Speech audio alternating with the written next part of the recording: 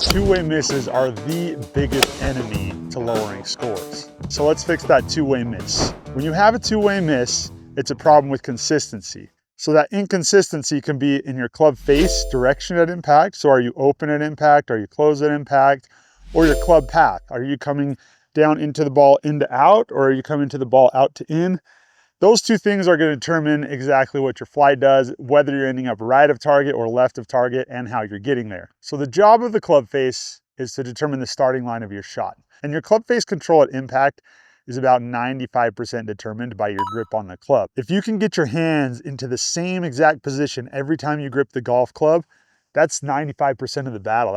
If you're doing that, it's going to be so much easier to create a predictable start line and a predictable shot shape. So I'm going to leave a link for this in the description if you want to grab one. Go ahead and check that out. If you're not using this grip trainer, so what we're going to do is we're going to take our lead hand, point the back of it directly at our target, and we're down at about a 45-degree angle. We're going to make a crook with our index finger and rest the club grip in that hand, the butt of the grip against the palm, index finger making that little crook, and then we wrap the other three fingers around it. Now when we do that, you'll see that I made a V here, and that V should point about my right eye, my right ear, somewhere around there. Now, what we do is we take our trail hand, and I'll go this way for you. Now the palm of our trail hand should also be pointing directly at our target. Just like the back of our lead hand's pointing at the target, the palm of our trail hand directly at the target. Now Hogan used an overlapping grip, which means his pinky was just resting on that index finger. I've always used an interlocking, so I'm doing that. You can all apply all the same principles. I'm just doing interlocking instead of overlapping. Do whatever feels most comfortable to you. It's not a big deal. So we get that in the position, and then our middle finger and our ring finger, it's gonna be kind of like Spider-Man. You're not up here, you're not out on the fingers, you're just right there. And it's just like Spider-Man shooting webs. Pew, pew, pew. Okay, so we have our lead hand pointing to target, we have our trail palm pointing to target, ring finger and middle finger just wrapped right there around the grip. Then we're going to close that trail hand up over that lead thumb. And now with the trail hand, we also made a V, and that V is pointing directly at my chin, just dead center. That's it. That's how we're holding the club. That's how we're gripping the club. It's how Hogan did it. And if you can just go through that process every time, you're going to have a consistent grip, and you'll find you're starting the ball the same direction every single time you swing the club. But just because we're starting the ball straight doesn't mean that we've eliminated the two-way miss. We need a consistent shot shape, which comes from running the club in the same path every time.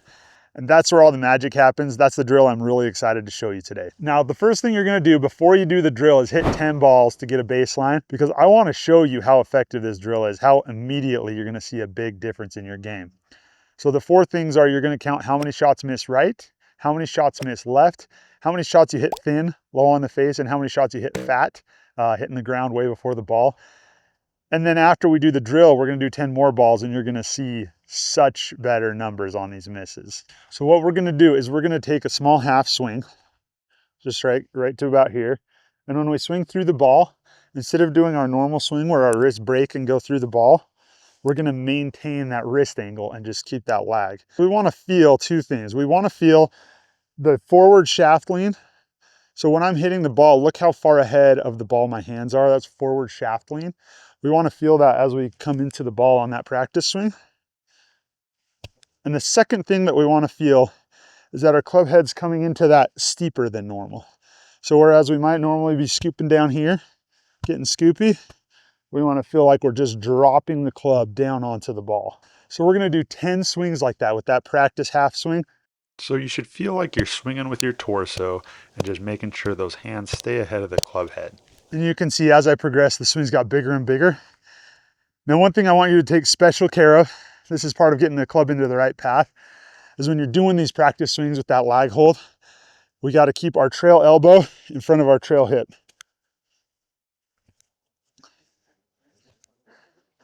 So we did our 10 practice swings with the lag hold, with the forward lean, with the steep angle.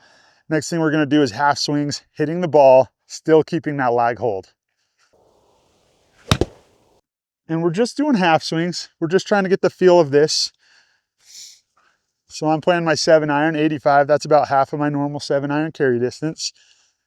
Just trying to get the feel of this. Now, you don't need to pay attention to the result of these shots right now. We're just focusing on doing that lag hold, making sure the low point of our swing is after the ball, and making sure we're coming down on the ball at a steeper attack angle. And you'll notice as we're progressing, the swing's getting a little bigger, but we're still holding that lag through the ball strike. So you're focused on swinging with your upper body and making sure that your hands are staying ahead of that club head through impact. Now, the last thing we're gonna do is our test. We did our baseline test at the beginning. Now we're doing our after drill test.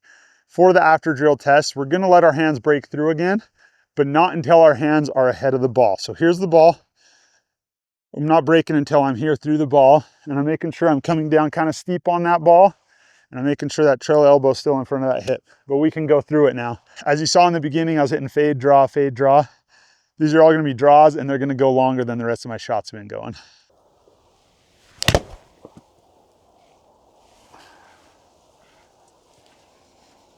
There you go, 180 carry and a draw every time. That one was long. 185 carry.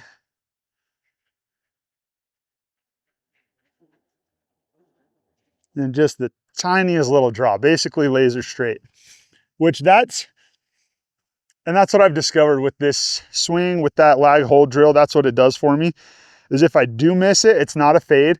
It just goes exactly where I'm aiming. So now, almost always, I'm just aiming my approach at the right side of the green, planning on a draw. If I hit it straight, I might catch the edge of the green. I might have a little chip. Either way, I'm in much better shape after eliminating that two-way miss. For my sim, as you can see, I have the Rapsodo MLM2 Pro. Everything you need to optimize, you can do with the Rapsodo. It has so much good data for you. Most of the time I'm using it is for this attack angle. My average attack angle is -8 degrees. That's pretty steep.